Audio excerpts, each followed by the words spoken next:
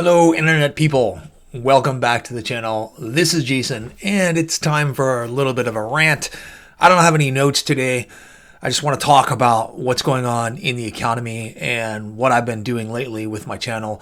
Like I said before, I don't really have a plan with this channel. I just kind of come on and talk about whatever it is that I want to talk about. But when I restarted it back in, I think, December of this year, I really did it because of this sinking feeling that I had about the economy and where it's headed. And if you guys remember, back when I did a live stream, I think in February or March or something like that, we started talking about the impact of tariffs.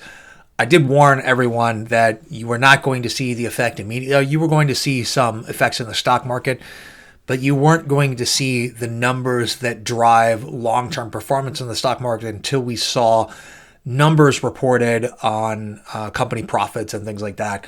And of course, employment numbers.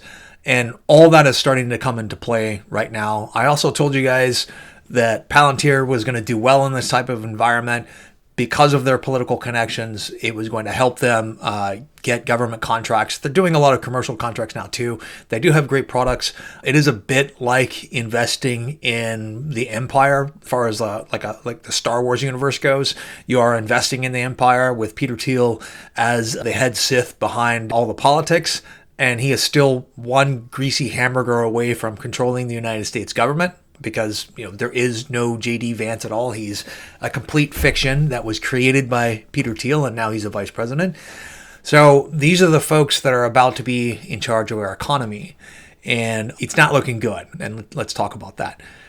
So when we look at the employment report that was put out in the last couple of days, where there was a downward revision of employment numbers, where they reduced jobs created to like 14,000 and 19,000 for prior months, saying that there were 71,000 jobs produced this month. There's likely to be a revision to this month as well. So I know how the Bureau of Labor Statistics collects those statistics. That process is probably a bit outdated. There's always been revisions. But anytime we have a large drop-off in jobs, there's always a big revision afterwards. And that happened with COVID, where the job losses were a lot higher than we expected, and there was a giant revision of those numbers. These numbers being 5 standard deviations in adjustment beyond normal, yes, that is a bit alarming.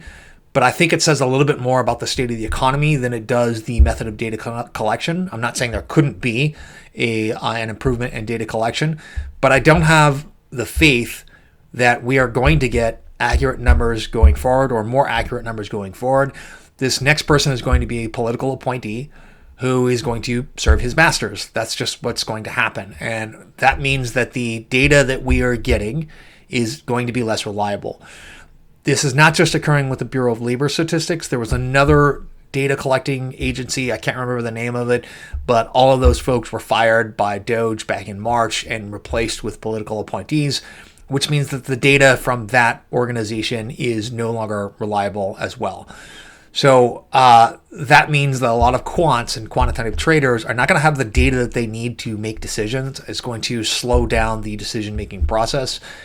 It may mean that they're a lot less successful in their investments, which is not necessarily a bad thing, because I kind of hate quant traders. But it also means that borrowing is likely to slow down because we are no longer certain of the data that we're getting from the federal government. It's no longer considered reliable. That's a concern as well. Jerome Powell's Fed chair term is going to end fairly soon. We don't know who is going to be appointed.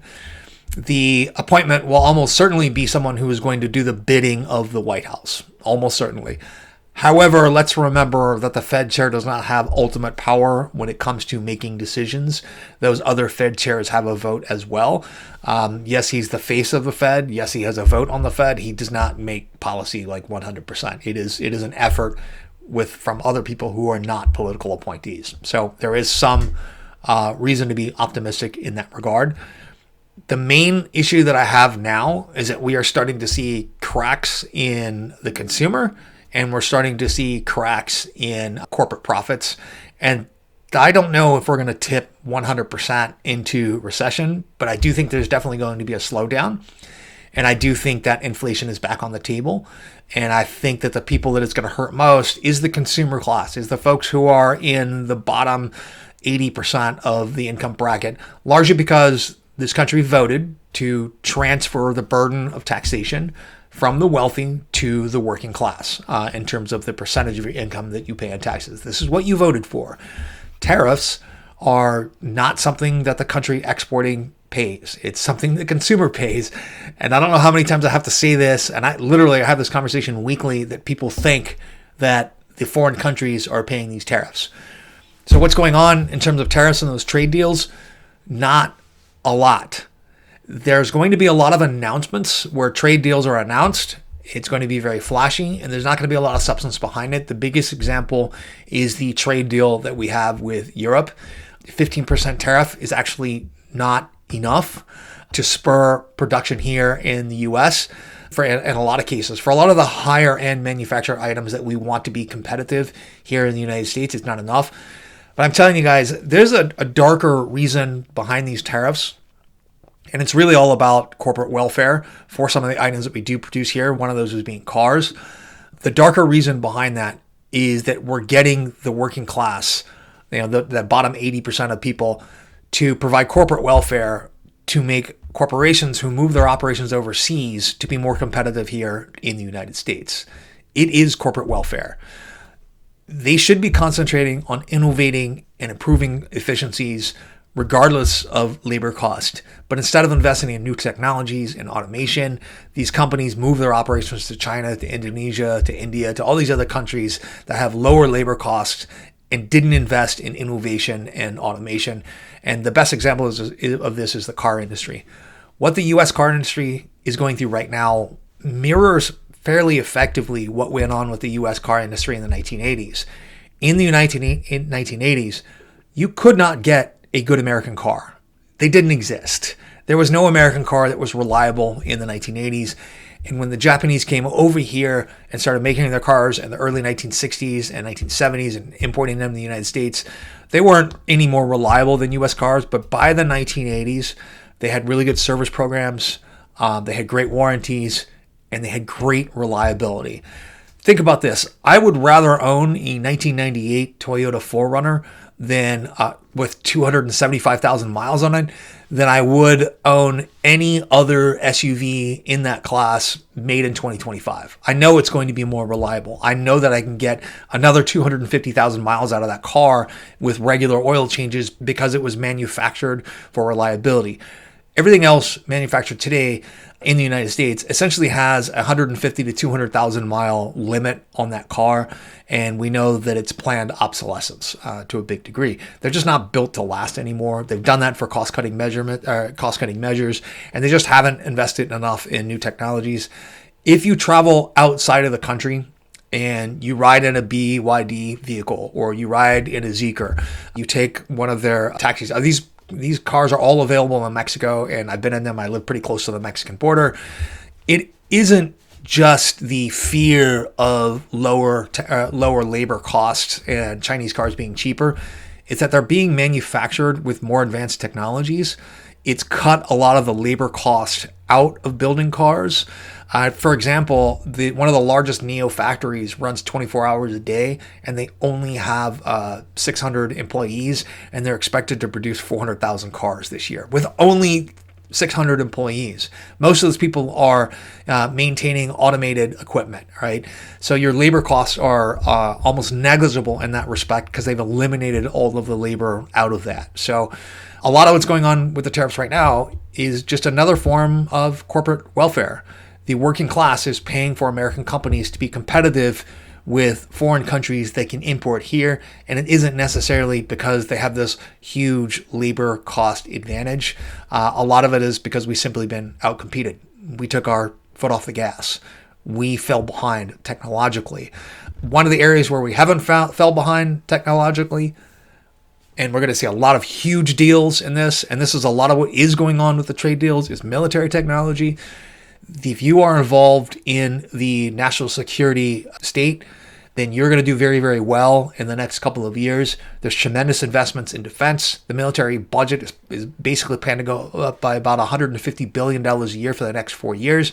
We're going to walk out of this current term with a military budget of somewhere around $1.5 trillion.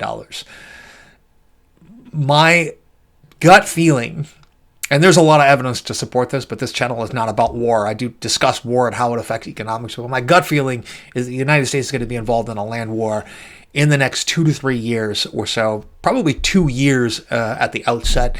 And investments in defense are going to do very well. I've talked about this before in my Patreon group, a little bit online.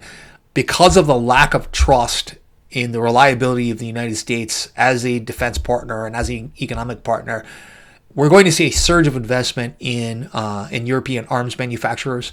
They're planning to increase their military spending up to $1 trillion by 2030. I think that's going to be accelerated with what's going on in Europe right now, but it means a rearming of Europe. I'm not necessarily in favor of rearming of Europe. Having an armed and militant Europe historically has not been good for the rest of the world. And I kind of like them being, well, I'm not going to insult Europeans, but I like them being defanged over the last 70 years or so. It has been great in terms of world peace. I think that time is just coming to an end. And I think that there's going to be a lot of money changing hands and a lot of reinvestments in European manufacturing, rearmament, and reindustrialization.